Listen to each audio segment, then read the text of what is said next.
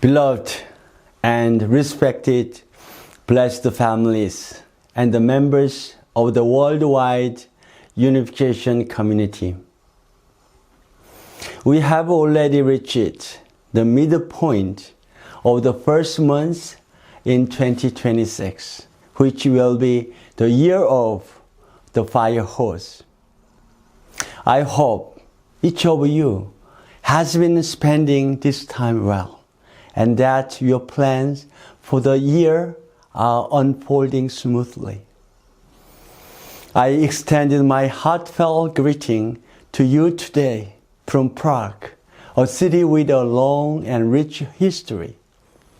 Here in the Czech Republic, our leaders from all across Europe and the Middle East have gathered for a meeting to kick off the new year, and together we are reflecting on the future of the providence and contemplating the heart of heaven we wish to convey to brothers and sisters. Last week, my message to open the year was the topic, Transformation on Earth. Each year, the New Year motto given to us represents a mandate to be lived and practiced here on earth. Transformation does not come to those who wait. It comes to those who are prepared. And when we put that transformation into action in our daily lives, we ourselves become the protagonists of change. In the 13th year of Cheonilguk, when we attend the Creator Heavenly Parent substantially, let us bless families around the world become true sons and daughters of Cheonilguk, who fulfill our responsibility as a chosen people in unity with true parents. The New Year prayer gathering was an occasion to affirm that this motto expresses heaven's will to be upheld and passed down from generation to generation. Today, therefore, I would like to reflect with you on the idea at the heart of this motto, the providential time. That is, the meaning of the age in which we are now living. Beloved members, what kind of a providential time are we living in today? The 13 years of Cheonilguk is not an insignificant or ordinary stage in the providence.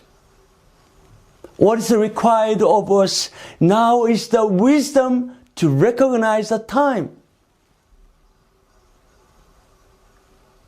Is this a time for a leap forward?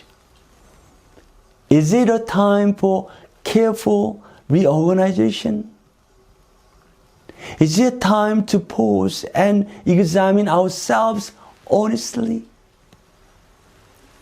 These are questions we must ask with sincerity. We are now living in the golden age of the providence. Yet, what is our present reality? Both as community and as individuals, we find ourselves passing through trials that feel like bitter cold and pitch black night. But let's look at nature.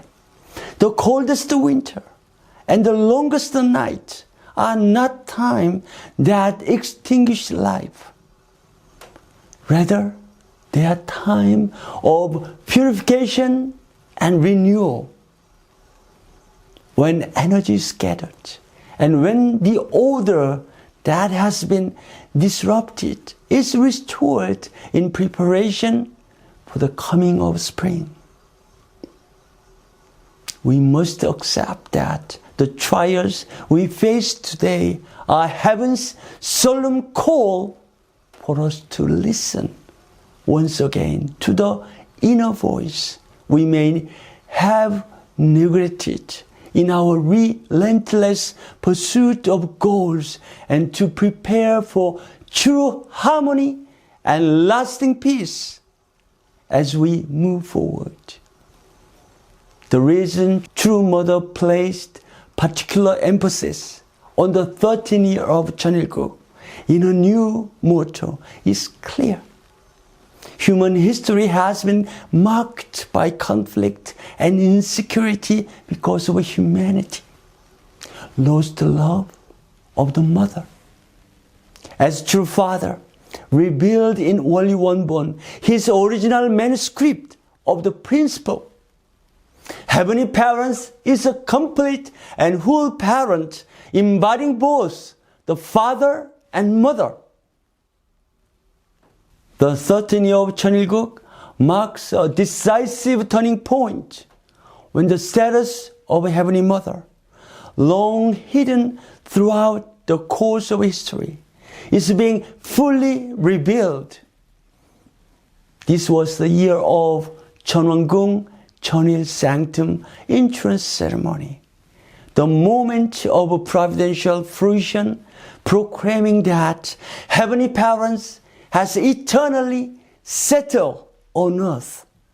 With this, the providence has unmistakably moved from the age of concept to the age of substance. Accordingly, our faith can no longer remain confined to words or idea alone.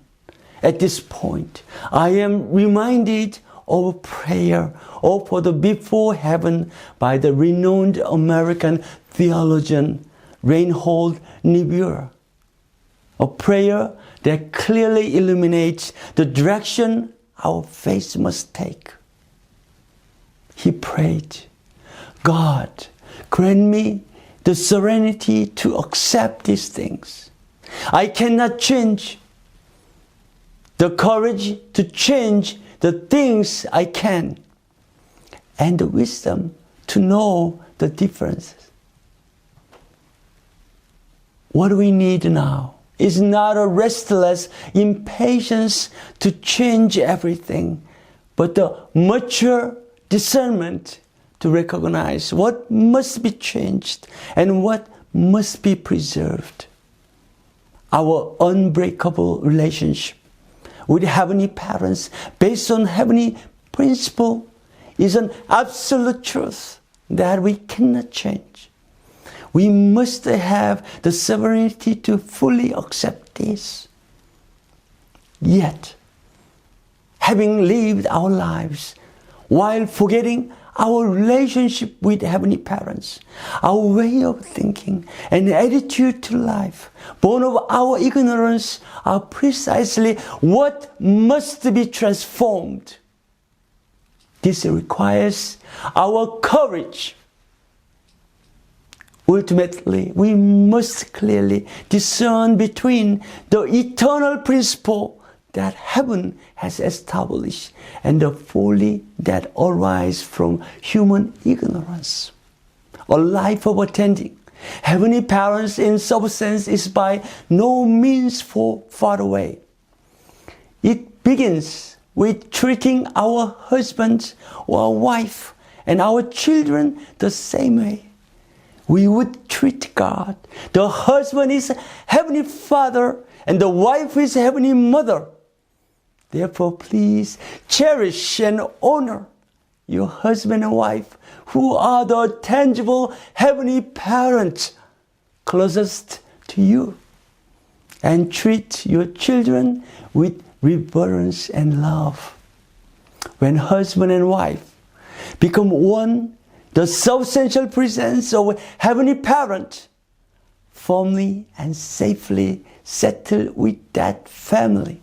With that embrace, children grow to experience genuine tranquility and the fullness of life.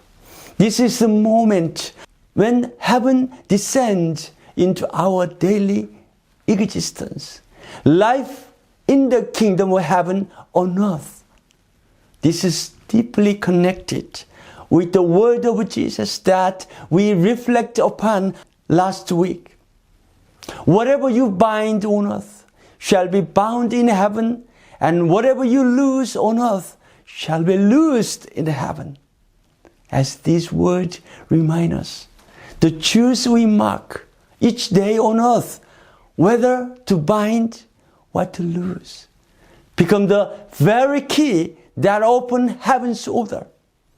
Without the practice of love, even in the smallest matters, love between husband and wife, love for our children, and love for our neighbors, we cannot bear the fruit of true love, nor can we taste life in the kingdom of heaven on earth.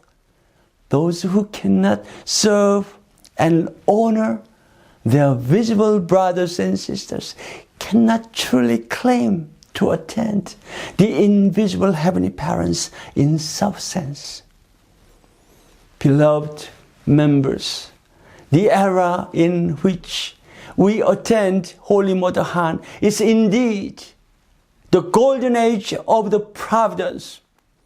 Yet, the grave reality we are experiencing is also Heavenly Parents' warning bell, calling us back to the righteous path. If we fail to embrace change and do not fulfill our portion of responsibility, then even in this golden age, this suffering cannot be avoided. We will soon greet the 14th year of Cheonilguk.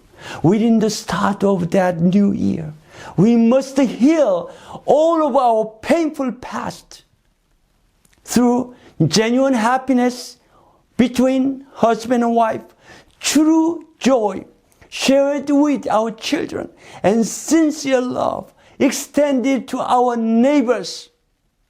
We must be life in the kingdom of heaven on earth, in each of our families.